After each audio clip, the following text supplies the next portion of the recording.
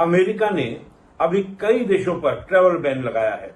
Travel ban का मतलब यह है कि उस देश के नागरिक अब अमेरिका नहीं जा पाएंगे। बहुत ही कम नागरिकों को, उसमें भी कैटेगरी बनाई गई है, उन्हीं लोगों को जाने की परमिशन जो है अमेरिका में होगी। अमेरिका ने कुछ महीने पहले एक लिस्ट निकाली थी जिसमें पाकिस्तान का नाम भी शामिल था कि हम पाकिस्तान के ऊपर भी ट्रैवल बैन लगाएंगे। लेकिन जब फाइनली उन्होंने बैन लगाया तो पाकिस्तान का नाम उसमें नहीं था। रशिया, नॉर्थ कोरिया देश भी शामिल है। लेकिन सबसे ज्यादा आश्चर्य दुनिया को हुआ है पाकिस्तान को लेकर। क्यों पाकिस्तान में बैन नहीं लगाया? एक ऐसा देश जो अंतर्राष्ट्रीय आतंकवाद का एपिसेंटर बन चुका है, जहां पर अंतर्राष्ट्रीय एजेंसी यानी कि यूएन के द्वारा डिक्लेयर टेररिस्ट जहां पर रहते हैं, उसके बाद भी अमेरिका ने बैन क्यों नहीं लगाया है?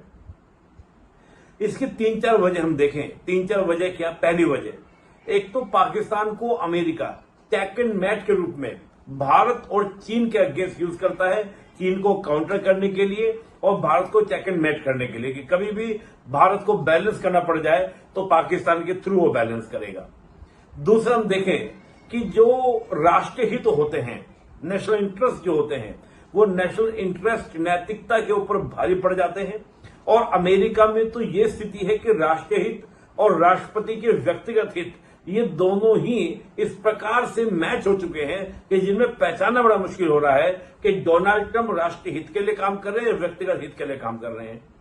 अभी डोनाल्ड ट्रंप के जो बेटे हैं, डोनाल्ड ट्रंप जूनियर, उनकी एक कंपनी है ग्लोबल लिबर्टी फाइनेंशियल, उसके अंदर पाकिस्तान ने हैवी इन्वेस्टमेंट किए हैं।